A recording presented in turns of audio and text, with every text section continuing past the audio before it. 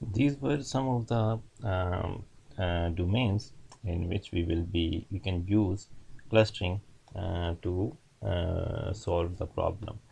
Now let's have a comparison of supervised and unsupervised learning. In supervised learning is where you have input variables. So we know that in supervised learning we have some set of input data that is belongs to X, and we can represent that with X, and also we have a target output or a desired output class which is normally denoted by Y. And we see uh, that an algorithm tries to basically find a mapping function through which it can map our input data to that output desired value. So in a supervised learning we have a function f of x which is basically trying to find a mapping to a desired output value y. The goal is to approximate the mapping function so well that when you have new input data that you can predict the output variables for that data. So the overall target in a supervised learning domain is basically the approximation of that mapping function so that we can basically map the input data set x to that desired output value, which is basically so that we can try to predict as much accurately as possible the desired output values for that data. So this was basically the supervised learning domain problem. In unsupervised learning, uh, we basically have an input data set which we can represent with x, but we don't have any corresponding output variables, or we don't have y here, or we don't have desired output values here. That's why it's called as unsupervised learning. And in unsupervised learning, our goal is to model the underlying structure or distribution in the data in order to learn more about data, right? So now, since we don't have the target labels, therefore we are trying to understand the underlying structure of the data points, right? We are trying to understand the patterns in the data set itself so that we can have more information about the data, or we can perform more informed decisions upon the data by understanding different attributes or behaviors or the patterns in the underlying structure. Unsupervised learning problems can be further grouped into clustering and association problems, right?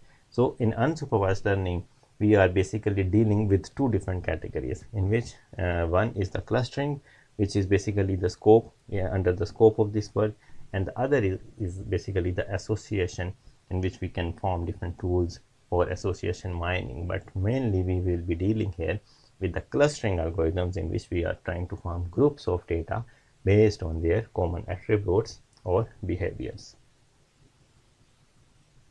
So now let's have a detailed look in clustering. The organization of unlabeled data into similarity groups called clusters. A cluster is a collection of data items which are similar between them and dissimilar to data items in other clusters, right? So you can see here that we are forming different clusters and we are trying to find a similarity between them, and we are trying to find a dissimilarity between the data points which are not in that clusters, right? So on the basis of similarity or on the basis of dissimilarity, we are basically forming different groups or clusters so that we can understand the properties of different data points present in the whole data set. So here is another example of a classification and a clustering. So first look at a classification. We know that in classification under supervised learning domain, we try to learn a method or an algorithm which could be able to predict the output class of the training samples or the input samples. And for that we have a pre-labeled data set, and on the basis of that we are basically predicting the outputs of the data points. While in the clustering we don't have an labeled class, so it's an unsupervised learning domain, and we are trying to find the groups or clusters of different data points based on their attributes and values. So in clustering we can have four major or broader categories through which we can form clusters. right? So you can say that there are four major approaches which are basically used in order to form clusters. Number one is exclusive or partitioning. In exclusive or partitioning clustering, the data points are grouped in an exclusive way, and in an exclusive way means that one data can only belong to one cluster, right? So in a partitioning or exclusive category, we can have one data point, and that data point can only belong to one cluster. And a very common example of this is a k-means clustering, and we will have a very detailed and thorough study on k-means clustering after covering this overview of clustering. And you will see that in k-means clustering we are basically trying to associate one data point to a one single cluster, and that is the category of exclusive or partitioning clustering. The agglomerative clustering, in here every data is a cluster initially, so we consider each data as cluster, and iterative unions between the two nearest clusters reduces the number of clusters. So we are basically forming the union of two different clusters, and with the help of that union we tend to reduce the number of clustering. An example of this domain is an hierarchical clustering. Another category is overlapping clustering, in which we use the fuzzy set theory, right? Which is also another domain of AI, in which we use fuzzy sets to cluster data, so that each point may belong to two or more clusters with different degree of membership. So in fuzzy set theory, we have a relationship or we have a membership, and on the basis of that membership, our one data point can belong to two or more clusters. In this case, data will be associated to an appropriate membership value, right? For example, a fuzzy c-mean value, right? So we will not be going into detail of this category because we will not be touching fuzzy set theory here. Another category, which is the last category of making clusters, is on the basis of probabilities, right? So you have already studied naive Bayes algorithm, which uses probabilities to calculate to perform classification. Here we can also use probabilities, and we can use probability distribution measures to create clusters.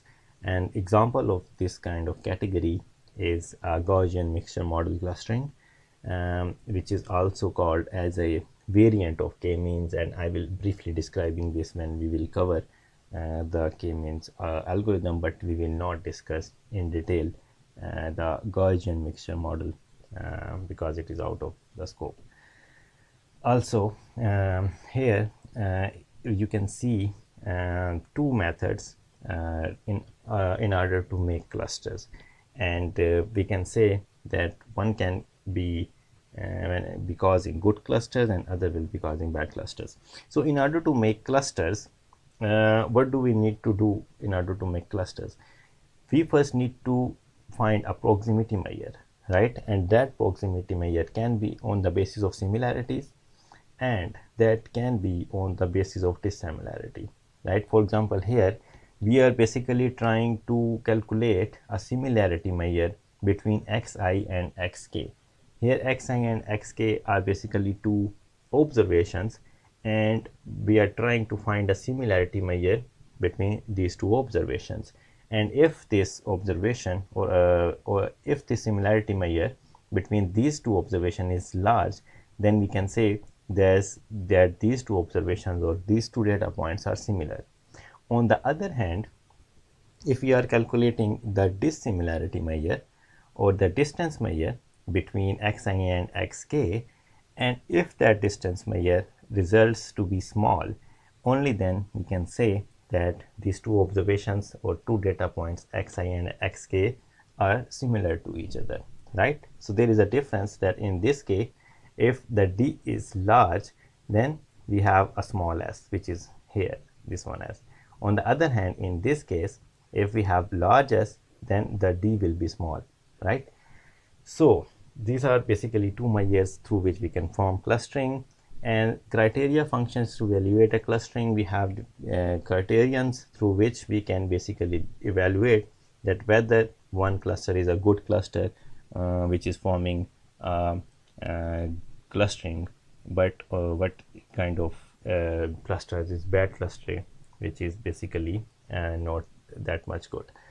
And algorithm to compute clustering, for example, by optimizing the criterion function. So in order to or further optimize the clusters, we can also have some optimization algorithms which can be used to optimize the clusters.